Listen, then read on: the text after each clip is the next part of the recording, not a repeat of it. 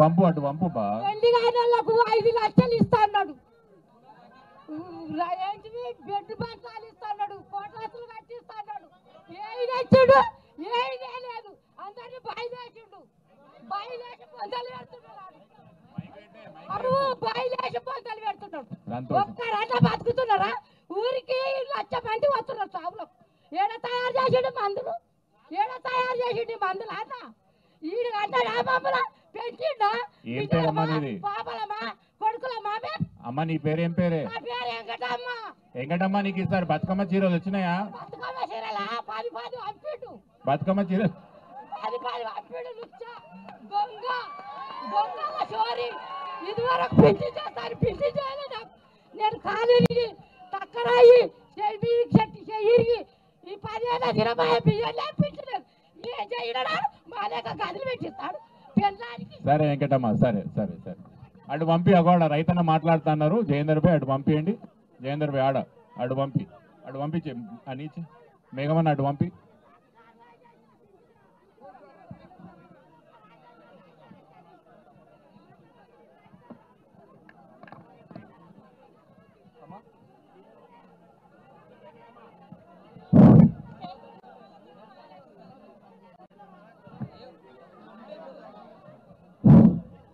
మరి ఈరోజు ఎవరు మాట్లాడుతుండ్రు? నేను మాట్లాడు, జంగయ్య మాట్లాడు. అమ్మ నువ్వు కూర్చో, నేను చెప్తా. మళ్ళీ నేను మాట్లాడుతా. నీ దగ్గరకు వచ్చి కూర్చో. మహేశ్వరం మండలం జంగయ్య చెప్పు. డబిలిగూడ విలేజ్ నేను రైతును మాట్లాడుతున్నా. ఈరోజు ఈ ధర్నా కార్యక్రమానికి విచ్చేసినటువంటి ఎమ్మెల్సీలకు, మరి అదేవిధంగా కేటీ రామారావణ గారికి, వేదిక మీద ఉన్న పెద్దలందరికీ కూడా నా ధన్యవాదాలు తెలుపుతూ, మరి ఈనాడు 10 సంవత్సరాలు కేసీఆర్ పరిపాలనలో ఒక్క రైతు కూడా ఇక్కడ ఆత్మహత్య చేసుకున్నటువంటి దాఖలాలు లేవు. మరి ఈరోజు చూస్తుంటే ఒక్కటి కూడా ఒక్క రైతుకు ఏ ఆపద రాకుండా కాపాడినటువంటి ఘనత ఇవాళ కేటీఆర్కి దక్కింది.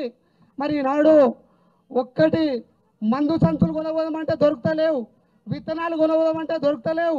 ముందు ఏ విధంగా అయితే లైన్లో చెప్పులు పెట్టి, మరి పాస్బుక్లు పెట్టి, కాగితాలు పెట్టి ప్రతి ఆఫీస్కి పోతే ఒక్క ఆఫీసులో కూడా ఒక్క పని కూడా జరగడం లేదు.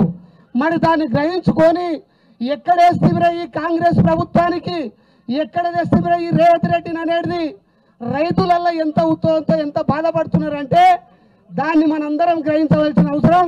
మరి నిరంతరం కేటీఆర్ అన్న ఈరోజు అధికారంలో ఉన్నా లేకపోయినా ప్రతి జిల్లాలు తిరుక్కుంటా, ప్రతి రైతును మందలించుకుంటా ఈనాడు ఒక హైడ్రా పేరుతోటి మరి మన కేసీఆర్ గారు 10 సంవత్సరాలు ముఖ్యమంత్రి చేస్తే హైదరాబాద్లో ఒక్కనాడు కూడా ఒక్క బీదలను కూడా ఒక్క ఇల్లును ఖాళీ చేసినటువంటి ఘనత లేదు.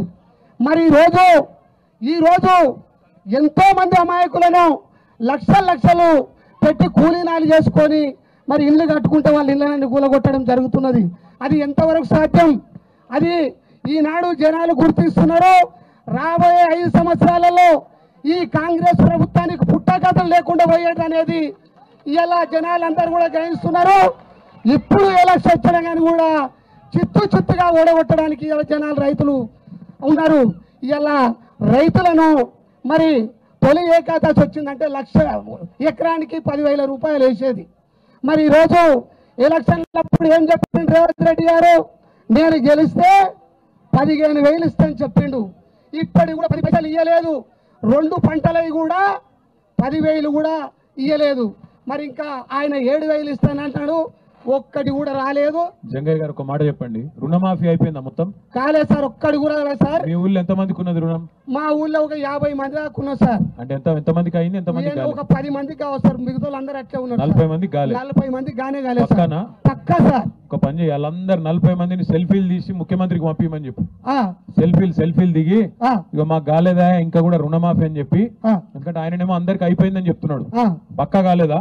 పక్కా కాలేదు సార్. అయితే రేవంత్ రెడ్డి అవద్దని చెప్పాలి, లేకపోతే జగన్ అవద్దని చెప్పాలి? వాళ్ళు చెప్తారు రేవంత్ రెడ్డి అవద్దని చెప్పాలి. పక్కా అంతేనా? పక్కా సార్, పక్కా సార్.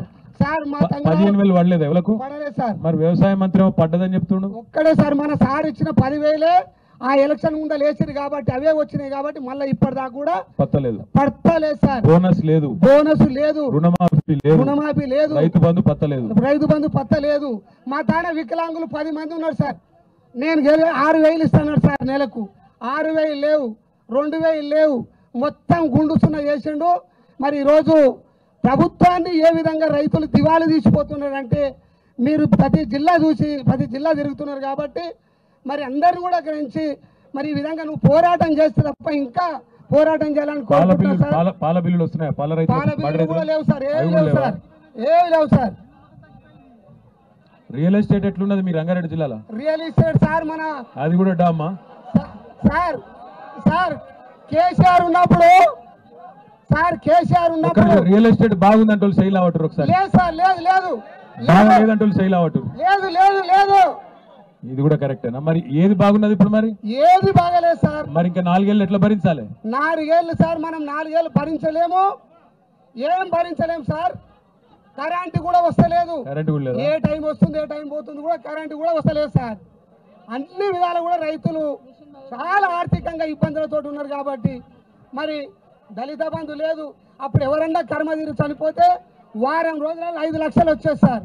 ఆ 5 లక్షలు కూడా వస్తలేవు సార్. వడ్ల పైసలు పడ్డాయి అని అడుగుతున్నాడు. పడలేదు సార్, పడలేదు సార్, పడలేదు. మీరు ఇంకా బాగా చేయాలని కోరుకుంటూ చాలా సంతోషం. Thank you sir, thank you. అగర్మియా కూడా జంగారెడ్డి ఒక్క నిమిషం మాట్లాడండి. ఏడున్నారు మైక్ జంగారెడ్డికి ఇచ్చేయి.